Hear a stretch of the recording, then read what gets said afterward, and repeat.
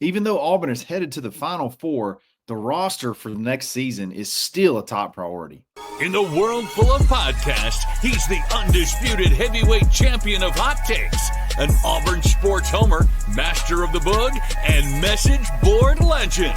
Get your buttons buttoned and your hats flattened because the Top Button Podcast is about to kick off. And you don't want to miss your courtside seat. Now, here's your host, Charlie Five. Yes, sir. We're back. It's another episode of the Top Button Podcast. I'm your host, Kyle Rush, a.k.a. Charlie Five, and we are ready to get after it on this Wednesday. Talk a little bit of basketball rebuilding. Yes, even though we are about to head to the Final Four, getting ready to travel to San Antonio, the grind doesn't stop. And we talked a little bit about it yesterday on the Hoops Pod. The grind doesn't stop for this Auburn men's basketball team. You don't quit playing just because you go to the Final Four. And Auburn's going to have a huge rebuilding project. Bruce will have a huge rebuilding project on his hands. And we're going to kind of talk through that here in just a moment. Before we do that, we have to give a shout out to Uncle Keith's Red Sauce. Go to UncleKeith'sRedSauce.com. Use coupon code TheBarn25 to take 25% off your order. If you live in the state of Alabama and you live close to a Publix, you can try it there. If you don't, you need to go online. You need to go online and order and buy in bulk because you're going to love it. If you love salsa, you just want to try it with a little bit of a Southern kick. This is the one for you. An Auburn family, show them some support, show them some love. Uncle Keith's Red Sauce is good, y'all. The timing, first of all, let's talk about this rebuilding project. I know it's massive, and we're going to go into detail in just a little bit, but there was a time when Auburn, it looked like they could return a vast majority of this team. After the JUCO ruling that gave every JUCO kid an extra year of eligibility, then there came a Division II ruling that seemed to give some eligibility to some D2 players, that it's kind of the same deal where they played D2 and then went up into Division I, and maybe they would grant those guys an extra year of eligibility. And then there came talk of just doing a blanket 5 years of eligibility. So there was a number of guys that would fit that criteria. So in other words, it just erases all doubt.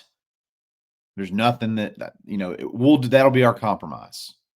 Instead of trying to find all these little buckets of extra eligibility, we'll just go 5 years blanket across the board. And there was some serious steam that could be done relatively quickly. And it does not seem like now that's going to happen. I mean, you had guys like, there was an outside shot. You could return Denver. You could return Chad, and we'll talk about Chad in a minute. You could return Miles. You could return Chaney. If you return those guys, plus your incoming freshman, man,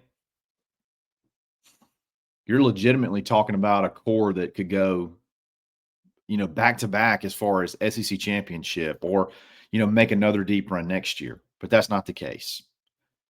Now it seems like it's an incredible long shot that any of those guys that we just mentioned, minus Chad, could come back next year.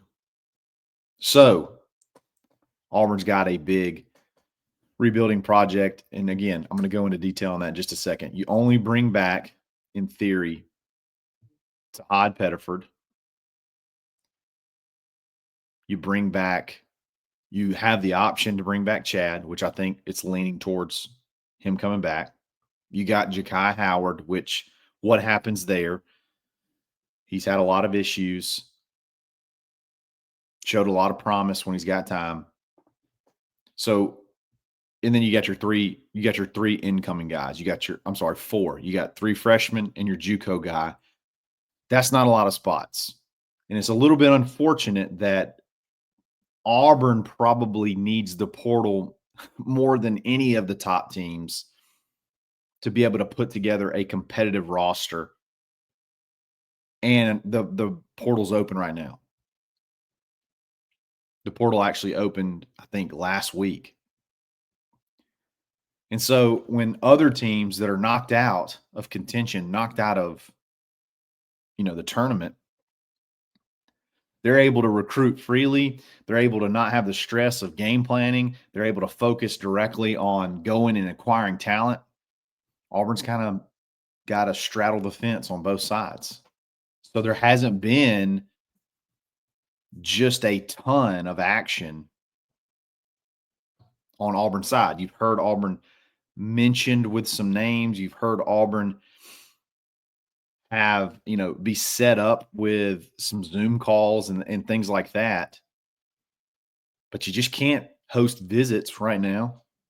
It's tough. It'd be way too tough to give somebody their full, the full attention whenever you're trying to win a national championship.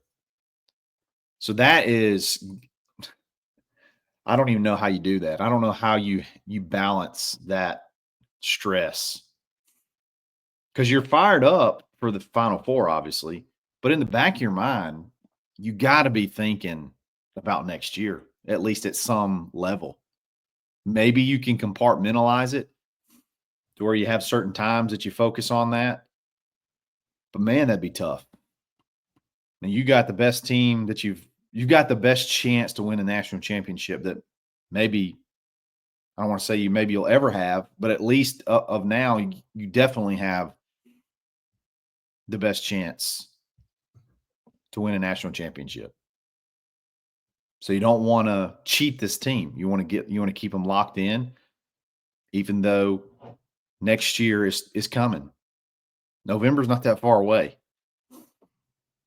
This 2025 is already ticking by, like we're already in April. So it's a little bit unfortunate, but the portal does last until close to the end of April. I think it's like April 22nd, something like that. So this is really the last weekend. And also, I think there's a dead period that starts, maybe Thursday or Friday and runs through the weekend. So you can kind of breathe easy to know that more than likely the guys that are still in the portal, they can't go visit this weekend because it's a dead period. So you'll get a good crack at them and you can really hit the ground running after you win the national title on Monday. We mentioned Flory Badunga yesterday. I'm sure there's several other guys, and we're going to walk through what you're probably looking at bringing in here in just a second. But a lot of stuff, a lot of guys. I mean, I just named 6 dudes that can come back. You got 13 scholarships. A lot of work to do. And we're going to walk through that here shortly. But before we do that, we got to have a quick shout out to mybookie.ag. Use coupon code BARN for a 50% deposit bonus. I believe Auburn has the worst odds of the Final Four to win the national championship. I think you can get 4-1 on your money if you think Auburn's going to run the table here on Saturday and Monday and win the title. There you go. Go to mybookie.ag, use that coupon code, get that deposit bonus, take that free money and stack it on Auburn to win the national championship, win big, and then just go nuts. Go have fun. Easy deposits, easy withdrawals. It's mybookie.ag. Then don't forget to go check out rowback.com. I washed it, but I got my new Auburn hoodie from Rowback on with the throwback Aubie on the chest. Phenomenal material. I know it's warming up, so if you're looking for more spring and summer clothes, they got it all. Polos, bathing, they got swim trunks, I think. Shorts, joggers, they got it all. Check them out. Save big using coupon code BUTTON20. I had somebody send me their order recently. So look what I got coming in. It was like 3 or 4 items. Stuff's crazy. It's awesome. You'll love it. Rowback.com. We'll be back right after this.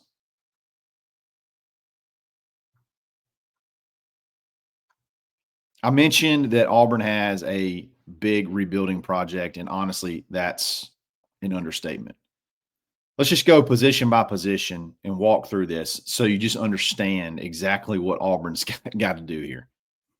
So right off the bat, Tahad Pettiford, look, if I had to put a percentage on it, I feel like there's probably a 90% or greater chance that Tahad Pettiford returns.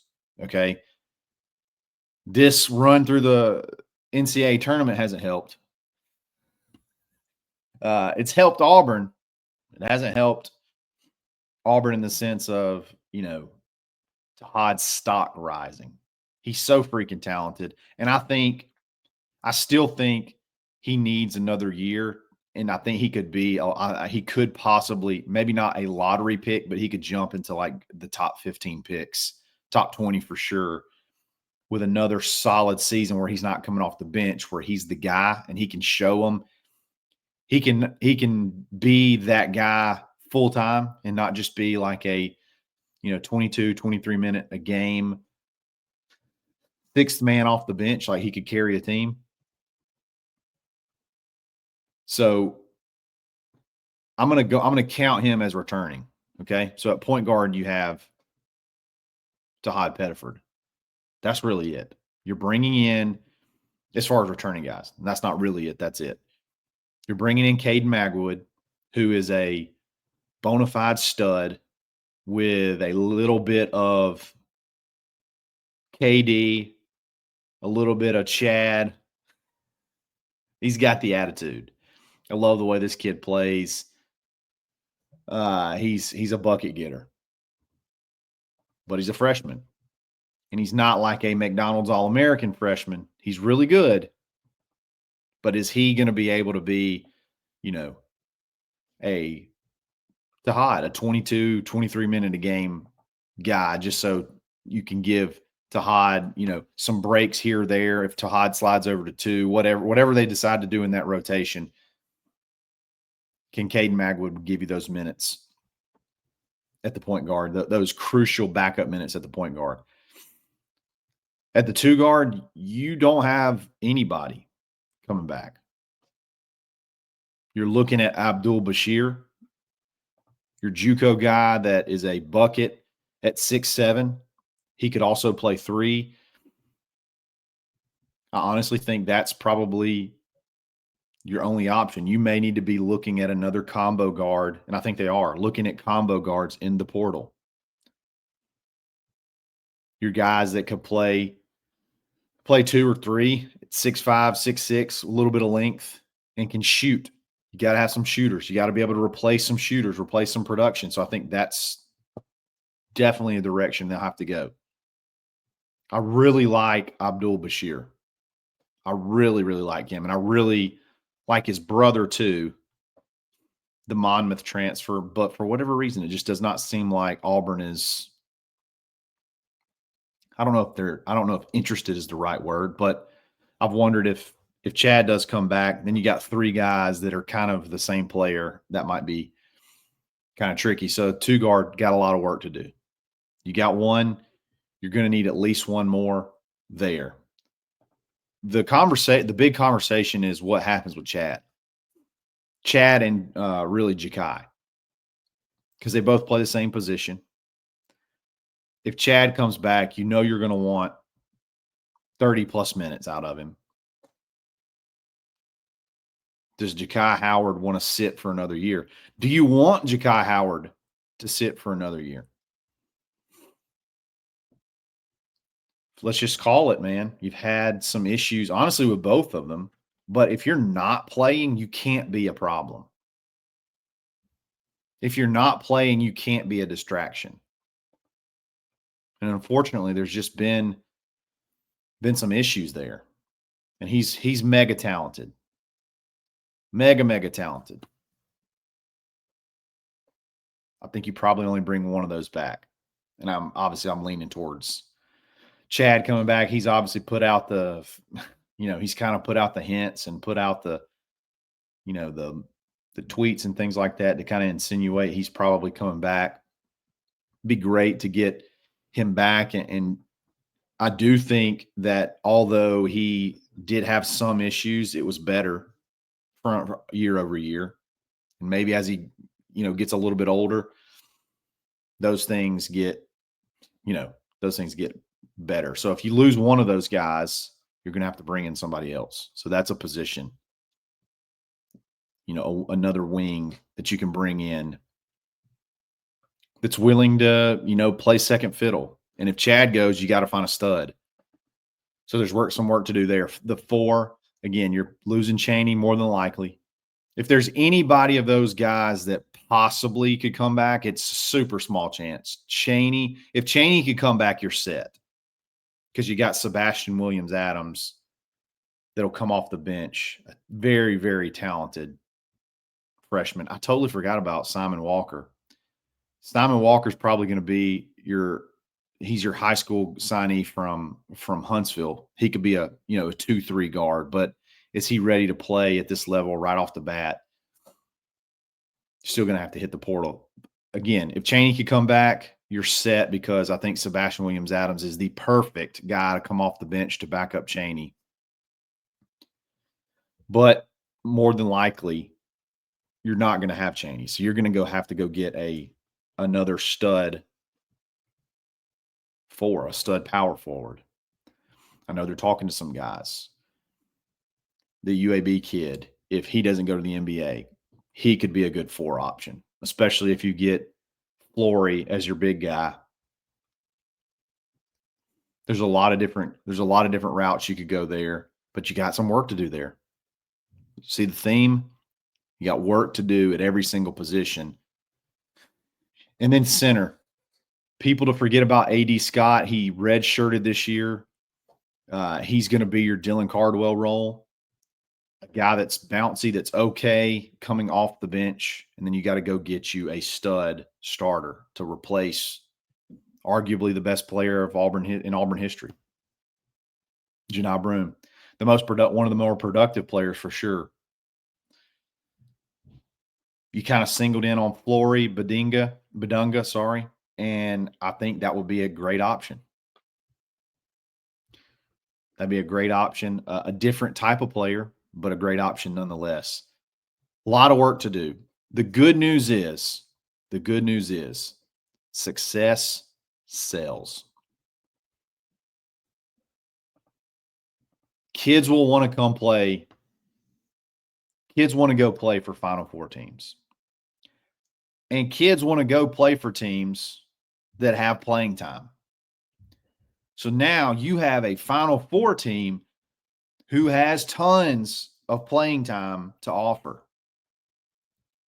It seems like this is the perfect recipe for Auburn to have a ton of success in the portal if some kids will be patient. Next week could have a lot of fireworks. It's going to have to go fast because, April 22nd, after this weekend, you're going to have what? Less than 2 weeks? You're going to have to get after it. But Auburn has all the makings, all the ingredients for a very successful portal run, no matter how big the project is, no matter how many people you have to add. Final Four plus playing time, plus Bruce Pearl, plus this staff. Look out, man. I can't wait to see what happens next week after this run's over. I can't wait to see what happens this weekend. I'm fired up. Just as fired up as I would be for a football game, and we're going to talk about that, I'm sure, later on this week on Friendship Friday. But hey, basketball doesn't stop. We don't end this weekend. It keeps going. November's creeping up, and we got to field a team next year. So a lot of work to do, and I expect Auburn to do really, really well over the next coming weeks to finish out this roster for the 2025-2026 season. I hate the dash. Just call it 2026. They play the vast majority of the games in 2026. But we always got to have a hyphen in there. Guys, thanks for listening. I really appreciate it. A little switch up. We typically talk about football. Had a lot of basketball content today. We'll have more football content as well as the week goes on. But hey, they got to give this basketball team their flowers. If you like this video, like it. If you like this channel, subscribe to it. I'm going to be back every single day. If you need a good real estate agent too, give me a shout. Hit me up on Twitter. Hit me up on Instagram. If you're coming to the Auburn area, I can be your guy. Email me at krush, crush with a K, at thekeyagency.realestate. I'd love to help you out. Stay tuned for more content. Hit that alert bell so you know when it's popping. Tons of stuff going on at the Barn Auburn YouTube page and thebarnauburn.com, so check that out as well. And we'll be back again tomorrow. It's another episode of the Top Button Podcast. Stay buttoned. Thanks for listening, and drive home safely.